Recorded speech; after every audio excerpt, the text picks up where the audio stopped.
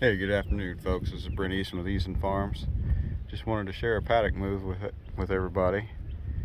I just got this field divided and subdivided and fenced. I've just got a single perimeter hot wire on it, and then I cross fenced it both directions, cut it in half and then half again, so it's divided into quarter sections, roughly 10 acres per section, just a little bit over. I didn't measure it, just guessed at it, but close enough. This field is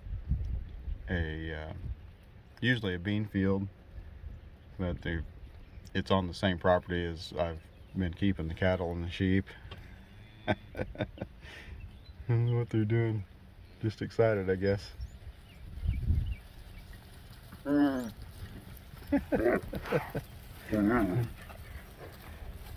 Just having fun. But yeah, the grass came in here really thick this year. I think this is mostly all barnyard grass, which cattle just absolutely love it. And this field has a tendency to be wet anyway on this lower side. Excuse the cab pillar there, but I'm trying to stay out of the wind. There's a great big swag up through here that I'm going to put a pond from that hill to this hill, and then I'll have about a 2.5 acre pool of water up there. And that swag never grows really anything anyway. It's most of that grass that's in there. There's some barnyard grass in there now, but most of that taller, ranker stuff is yellow nut sedge or some type of a sedge. It may not be yellow nut sedge, but it is really hard to kill out of the crop, and it just outcompetes everything else. So I was hoping the cattle would graze on it. I've seen them graze it every place else on the farm, so figured they would, but I don't know. There's a strip of fescue around the edge of this field too, so by cutting it up into quarters, I was able to give or offer the cattle an average forage quality of every paddock of the whole field that way.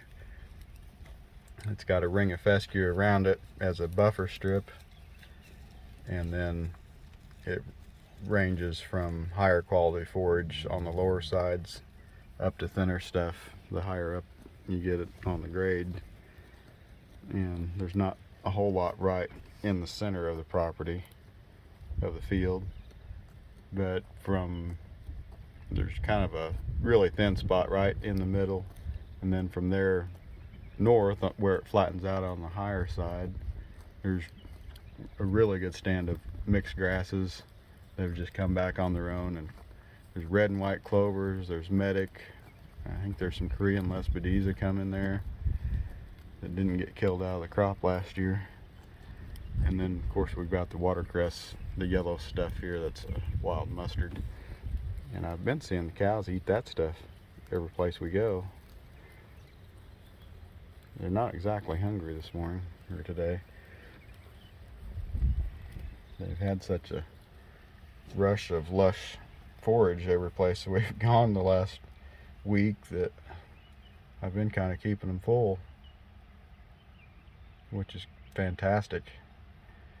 It's not an easy task to accomplish that many head of cows, even when I just had the 29 head before the addition of these new heifers.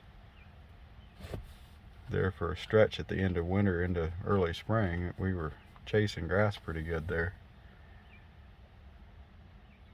The heifers were holding up really good. In fact, I think I was managing to keep them gaining all the time, but the old cows with the calves on them, bull calves, boy, they were hard to keep condition on,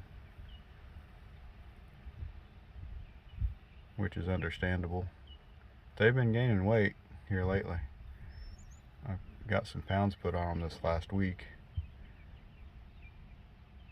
Makes a big difference when they're able to eat their fill every place they go around the clock.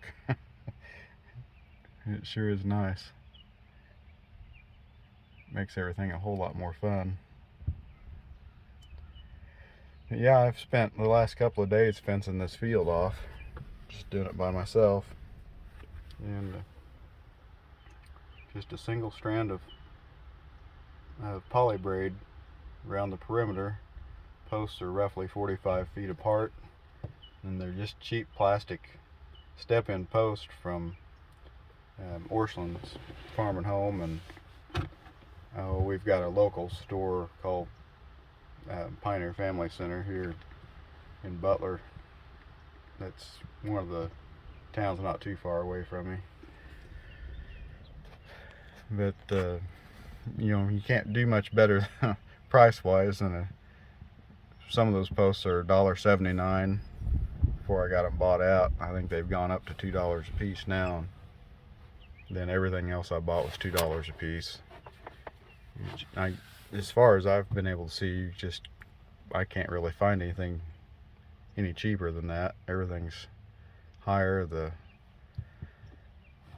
Whatever those gray fiberglass posts are, Sunmade or something or another. Anyway, they've got the plastic clips on them. I don't have one with me. They're like $3.50 a piece or something. Whenever you're needing to buy them by the several hundred, I bought 600 the other day, and I bought 300 a few days before that, trying to get everything set up here. I'm trying to get some of these paddocks semi-permanently fenced with the step-in post and the poly. Make my life a whole lot easier, make moves a lot faster, take some workload off of me. Because it is really time consuming having to set up every single paddock that you go to, and then in order to keep things going, you have to pull that one up and wind everything up, pull posts up, move everything again. It'll just eat your life. It's doable, but you know, over 30 head and trying to graze 100 plus acres. I mean, there's 352 acres here that's available this year, and 120 of that wasn't available last year. Just came out of CRP last fall. So we've got that now, and that was one major reason for the increase in numbers. And I think that was just a good choice overall anyway. But you know, we gained ground and needed to gain animals. That'll help us grow a lot faster. I've got plenty of room for expansion in the future, for keep our own heifers back, our own breeding program. So anyway, yeah, I'm really impressed with how this field turned out with the fence and cross fence. I'll tell you what, the invention of these cheap plastic step-in posts and the poly braid and poly wire is just amazing. There for several years, my folks and I raised about 25 acres of produce and sold it, you know, some of it wholesale, some of it retail. And we tried using electric fence with just the old electric, you know, the thin gauge electric wire, and what we were trying to use at the time was T-posts and rebar posts, the plastic insulators, and my gosh, that stuff was such a headache. And trying to keep deer and coons and stuff out like that out of the produce, and it was just more trouble than it was worth. I was thinking, as I was trying to set this field up, fence it, cross fence it, I'd have never been able to have done that with the old electric wire, I don't think. Just so much more trouble to unspool and deal with and stretch. This new plastic poly wire and poly braid so light and easy to handle. It's almost like cheating. But I like it. And as long as you can train your animals to respect it, I don't see any reason to ever have any problem with it.